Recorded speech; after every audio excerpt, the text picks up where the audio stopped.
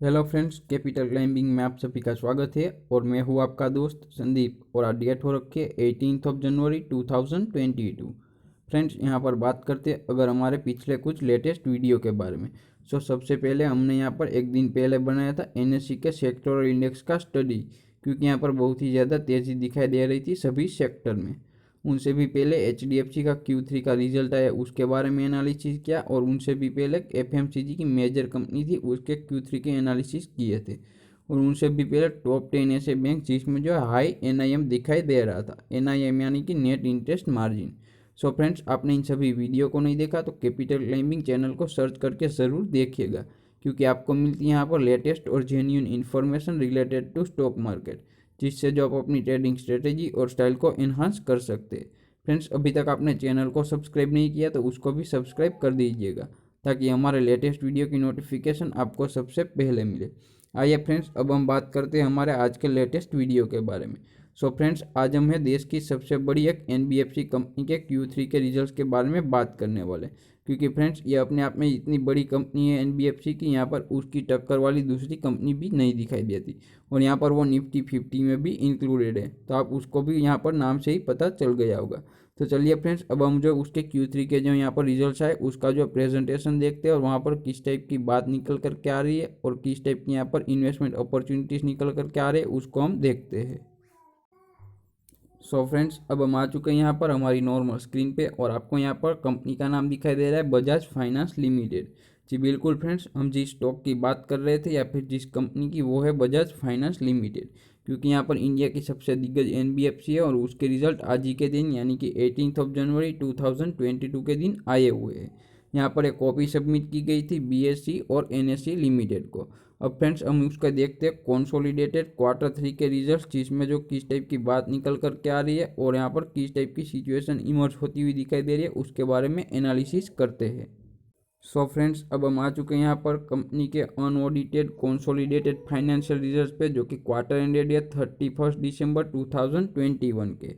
Friends, यहाँ पर मैंने स्क्रीन को जूम इन कर लिया ताकि जो है आपको यहाँ पर व्यू सबसे बढ़िया दिखाई दे। और फ्रेंड्स, हम यहाँ पर कंपैरिजन करने वाले हैं यहाँ पर दिसंबर 31 2021 को यहाँ पर पिछले क्वार्टर के साथ, यानी कि सितंबर 2021 के साथ। और यहाँ पर सेम क्वार्टर पिछले साल के साथ भी कंपैरिजन करने वाले, क्योंकि यहाँ पर इस टाइप की प्रेजेंटेशन दी गई है। तो यहाँ पर सबसे पहले बात करते हैं फ्रेंड्स बजाज फाइनेंस के बारे में। तो एनबीएफसी है और यहाँ पर लोन बांटने का काम करती है। तो वहाँ पर उसका मेजर सोर्स ऑफ रेवेन्यू है वो है इंटरेस्ट इनकम का। तो फ्रेंड्स, वहाँ पर इस क्वार्टर में इंटरेस्ट इनकम निकल कर के आ रही है 7,262 करोड़ की। तो वो अपने आप में बहुत ही बढ़िया है, क्योंकि यहाँ पर जो इतनी इंटरेस्ट इनकम पिछले किसी भी क्वार्टर में देखने को नहीं मिली है। तो बहुत ही बढ़िया ग्रोथ दिखाई दे रहा है यहाँ पर बजाज फाइनेंस में। उसके अलावा फीस एंड कमीशन इनकम की बात करते हैं फ्रेंड्स, तो उसमें भी बढ़िया ग्रोथ है, वो दिखाई दे रही है 876.43 करोड़ रुपीज़। नेट गेन हुआ है फेयर वैल्यू के चेंजेस की वजह से, वहाँ पर 59 करोड़ का हुआ। और सेल ऑफ सर्विसेज से 39 करोड़ की इनकम यहाँ पर जनरेट होती हुई दिखाई दी। अदर ऑपरेटिंग इनकम है वो यहाँ पर दिखाई दे रही है 294 करोड़ की।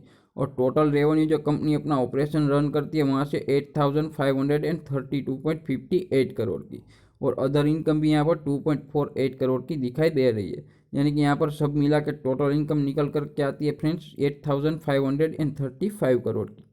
यहाँ पर बात करते हैं प्रीवियस क्वार्टर के फ्रेंड्स, तो वहाँ पर वो इनकम निकल करके आ रही थी 7,732.6 करोड़ की।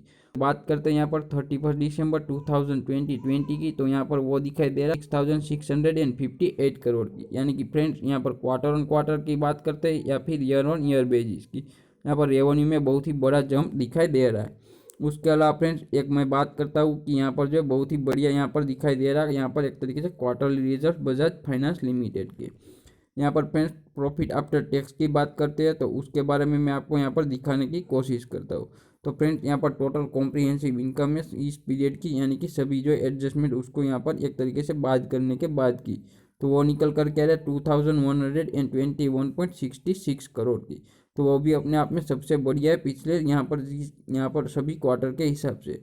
तो यहाँ पर प्रॉफिट में भी बहुत ही बढ़िया हाइक दिखाई दे रही है, क्योंकि फ्रेंड्स यहाँ पर प्रीवियस क्वार्टर में वो दिखाई दे रहा था 1,491.16 करोड़ का। और यहाँ पर सेम क्वार्टर पिछले साल की बात करते हैं तो वहाँ पर दिखाई दे रहा था 1189 का।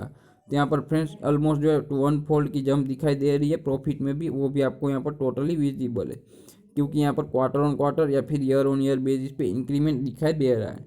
अगर फ्रेंड्स बात करते हैं ईपीएस यानी कि अर्निंग पर शेयर के पैरामीटर की, तो वहाँ पर भी जो ईपीएस दिखाई दे रहा है बेसिक और डाइल्यूटेड 35 रुपीज़ और 26 पैसे का और 35 रुपीज़ और 2 पैसे का। और यहाँ पर पिछले क्वार्टर की बात करते हैं तो वहाँ पर 24 रुपीज़ के आसपास दिखाई दे रहा था। और सेम क्वार्टर पिछले साल में ईपीएस 19 रुपीज़ और 18 रुपीज़ दिखाई दे रहा था यहाँ पर रिस्पेक्टिवली। तो यहाँ पर जो है 2 फोल्ड जंप मिलती हुई दिखाई दे रही है, जो कि आपको यहाँ पर टोटली विजिबल है, क्योंकि यहाँ पर ऑलमोस्ट डबल के आसपास यहाँ पर बढ़ता हुआ दिखाई दे रहा है ईपीएस, क्योंकि यहाँ पर कंपनी की प्रॉफिटेबिलिटी भी ऑलमोस्ट डबल के आसपास बढ़ती हुई दिखाई दी। आइए फ्रेंड्स अब हम चलते हैं वहाँ पर और वहाँ पर देखते हैं कि किस टाइप की यहाँ पर प्रेस रिलीज निकल कर क्या रही है बजाज फाइनेंस की तरफ से और क्या कमेंट्री यहाँ पर निकलती है, इसके बारे में एनालिसिस करते हैं। सो फ्रेंड्स यहाँ पर जो है मेनली बात करते हैं बजाज फाइनेंस के Q3 के रिजल्ट्स के बारे में। तो बजाज फाइनेंस ने जो यहाँ पर एक तरीके से अपने कंसोलिडेटेड प्रॉफिट आफ्टर टैक्स को जो यहाँ पर रिपोर्ट किया वो है 2125 करोड़ का। वो तो हमने पहले ही देख लिया, लेकिन वो यहाँ पर हाईएस्ट एवर है क्वार्टरली, क्योंकि फ्रेंड्स यहाँ पर किसी भी क्वार्टर में इतना जो है प्रॉफिट नहीं देखने को मिला। उसके अलावा भी एयूएम में भी ग्रोथ देखने को मिला और 14,700 करोड़ का जो है क्वार्टर एंडेड 31 दिसंबर 2021 को टोटल यहाँ पर असेट अंडर मैनेजमेंट यहाँ पर दिखाई दे रही है। तो वो भी अपने आप में बहुत ही बढ़िया बात है। अगर फ्रेंड्स फर्दर बात करते टोटल एयूएम के बारे में, तो वो दिखाई दे रही है अभी 1,81,250 करोड़ की, जो कि प्रीवियसली थी 1,43,550 करोड़ की। और प्रॉफिट का जो है यहाँ पर बाइफर्केशन हमने पहले ही देख लिया था। अभी फ्रेंड्स यहाँ पर न्यू लोन की बात करते हैं तो वहाँ पर भी ग्रोथ दिखाई दे रहा है 7.44 मिलियन का, क्योंकि फ्रेंड्स यहाँ पर जो है सेम क्वार्टर पिछले साल में वो था 6.04 मिलियन का, यानी कि यहाँ पर बहुत ही बढ़िया ग्रोथ दिखाई दे रहा है न्यू लोन्स में भी।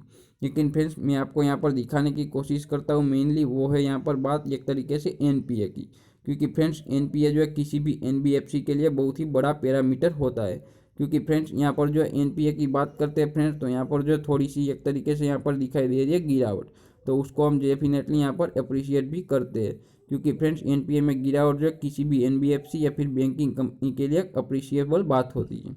क्योंकि फ्रेंड्स जितनी एनपीए कम होगी उतनी जो यहाँ पर बैंक की बेड लोन की सिचुएशन कम होगी और उसकी जो लोन रिकवरी की प्रोसेस आसान रहती है। तो फ्रेंड्स यहाँ पर ग्रॉस एनपीए और नेट एनपीए को जो यहाँ पर डिस्ट्रीब्यूट किया गया उसके बारे में बात करते हैं। तो 31 दिसंबर 2021 को जो 1.73 एंड 0.78 यहाँ पर दिखाई दे रही थी ग्रॉस और net NPA respectively. Previous year same quarter की दिखाई दे रही है 2.45% और 1.1%, यानी कि एनपीए में भी यहाँ पर फ्रेंड्स यहाँ पर एक तरीके से रिमार्केबल डाउन साइड दिखाई दे रहा है और उसको जो बाजार डेफिनेटली वेलकम भी कर सकता है। जब फ्रेंड्स यहाँ पर कल के दिन बाजार खुलते हैं तो यहाँ पर बजाज फाइनेंस में मुझे ऐसा लगता है कि डेफिनेटली यहाँ पर थोड़ी सी हाइक भी देखने को मिल सकती है स्टॉक में।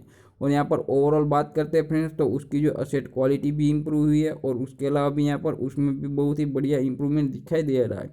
तो आपको जो बजाज फाइनेंस को डेफिनेटली कंसीडर करके चलना चाहिए।